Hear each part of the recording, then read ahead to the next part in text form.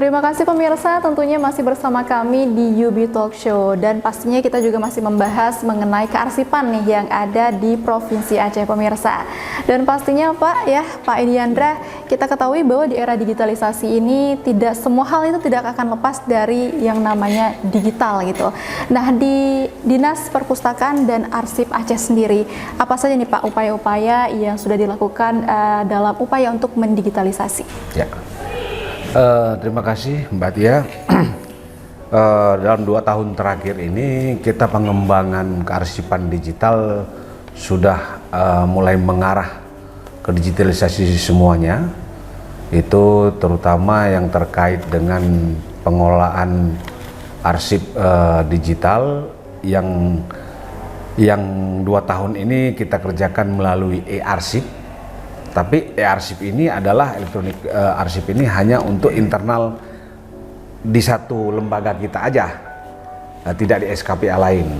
Namun seiring dengan perjalanan era digital ini juga melalui program pemerintah pusat yaitu Sri Kandi, sistem arsip kearsipan dinamis berbasis terintegrasi.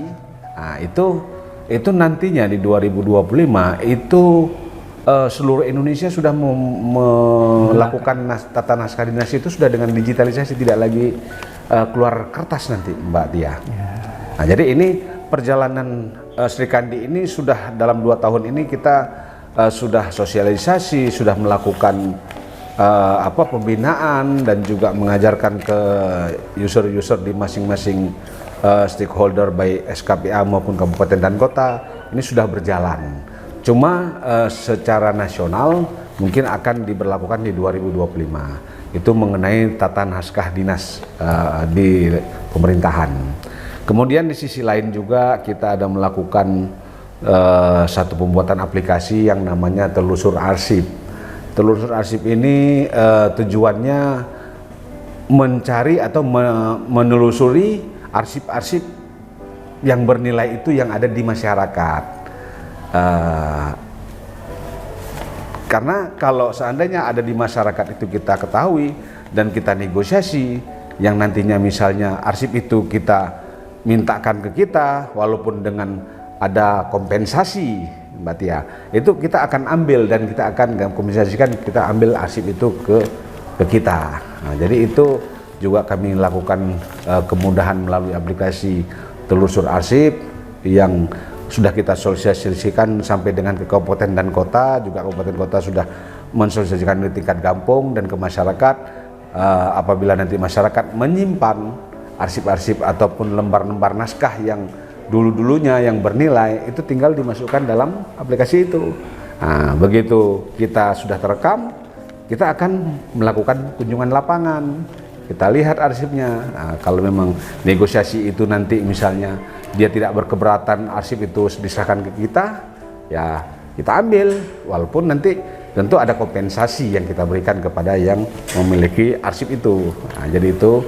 Kemudian di samping itu juga ada selain juga telusur arsip, kita juga ada Siska.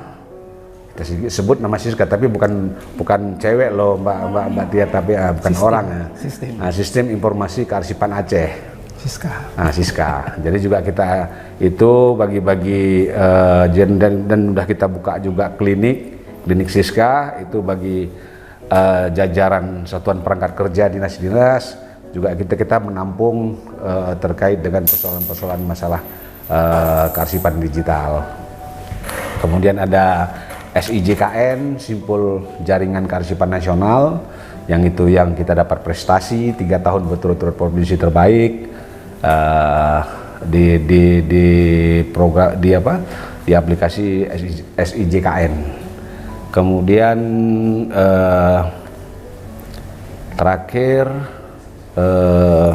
kita berharap nantinya dengan ada digitalisasi ini tentu mempermudah dalam pengelolaan arsip ke depan, sehingga walaupun ya orang bilang hati-hati dengan digital, kadang-kadang bisa hilang data, hilang ini, tentu Tentu juga ini juga sudah dipikirkan oleh pemerintah pusat ataupun yang menciptakan aplikasi ini untuk membentengi jangan sampai dihack atau dan sebagainya.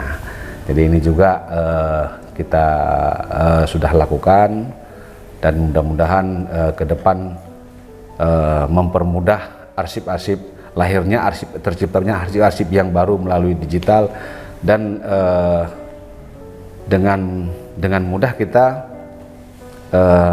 dapat informasi, ya begitu.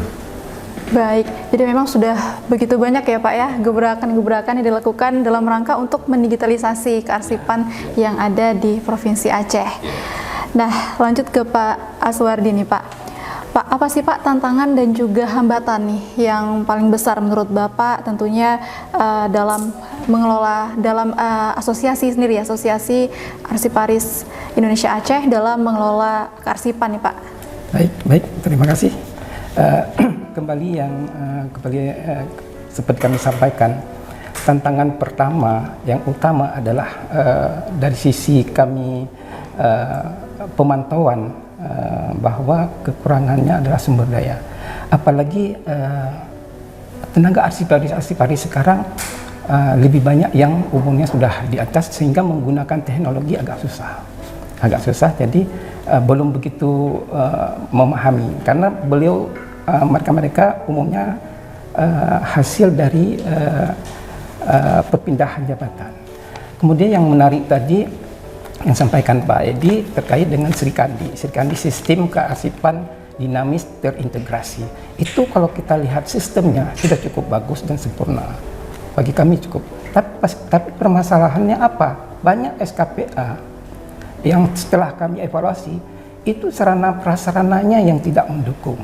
Tenaga kerjanya atau sumber dayanya yang mengelola sistem itu tidak ada.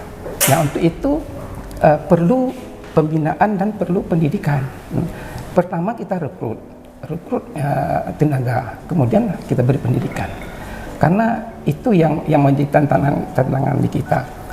Sarana prasarana, karena itu tidak bisa bercampur dengan program-program lain. Dia harus satu di SKPA. Contoh SKPA, salah satu SKPA yang kami sampaikan kan SKPA Satpol PP. Itu sistemnya sistem absensi aja cukup semrawut, kan semrawut maksudnya masih menggunakan pinjer, ya. Belum lagi kita tambah dengan sistem Srikandi persuratan. Jadi di sini juga mereka menginginkan adanya perhatian mulai dari pimpinan termasuk legislatif untuk memberi dukungan dana pengadaan. Itu kendala, itu hasil evaluasi kita. Kemudian harapan kami terutama kepada Pak Edi juga selaku ketua atau pimpinan lembaga kearsipan agar memberi kesempatan yang sebanyak-banyaknya kepada petugas-petugas arsiparis yang bertugas melakukan digitalisasi supaya terus dilakukan pembinaan. Itu harapan kami sehingga digitalisasi itu bukan hanya satu tempat di kearsipan sendiri, tapi di seluruh SKPA sudah menganut sistem digitalisasi. Karena banyak masih yang harus dilakukan pembinaan oleh Pak Edi. Mudah-mudahan ini ke depan kami juga melakukan koordinasi selaku pengurus asosiasi untuk terus mengingatkan beliau agar memberi kesempatan kepada tenaga-tenaga yang khususnya yang mengelola sistem digitalisasi. Mungkin itu harapannya. Mudah-mudahan ini bisa terwujud sehingga sama-sama kita berjaya, AAI juga berjaya, dan Dinas Kearsipan juga berjaya. Mungkin gitu, ya, terima kasih. Terima kasih Pak Azwari. Tadi kita sudah mendengarkan harapan dari Pak Azwari ya. Nah, ini sebelum kita closing Pak, mungkin kita dengarkan ya Pak harapan nih dari Pak Edi Yandra. Ya, silakan. Harapan kami selaku hari ini masih dipercaya atau ditugaskan sebagai pimpinan lembaga kearsipan di Provinsi Aceh, tentu kita berharap pengelolaan kearsipan yang baik ini tidak hanya di provinsi, tapi kita juga berharap di seluruh kabupaten dan kota. Termasuk akademisi. Termasuk juga jajaran akademisi, juga lembaga vertikal yang ada di Aceh. Kami sangat berharap terutama kepada pemerintah daerah, kabupaten dan kota yang selama ini menjadi hambatan, tantangan bagi dinas kearsipan ataupun lembaga kearsipan di kabupaten dan kota adalah kurangnya dukungan anggaran.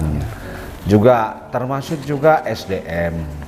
Jadi itu mungkin faktor yang sangat krusial yang harus mendapat perhatian lebih khusus supaya Aceh ke depan lebih bagus dalam penataan kearsipan secara umum, secara seluruh provinsi Aceh.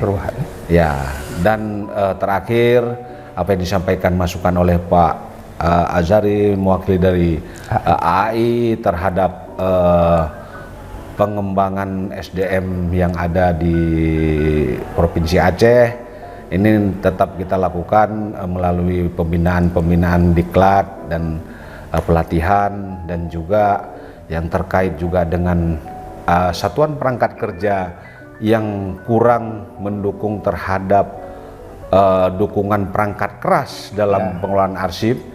Nanti kami coba Pak Azhari, kita akan coba membuat satu surat Pak Gubernur kepada seluruh satuan perangkat kerja agar kiranya dapat mendukung terhadap perangkat kerja, apalagi untuk program aplikasi Sri Kandi ke depan, karena 2025 kita secara nasional sudah dengan memakai digitalisasi dalam tata naskah dinas pemerintahan.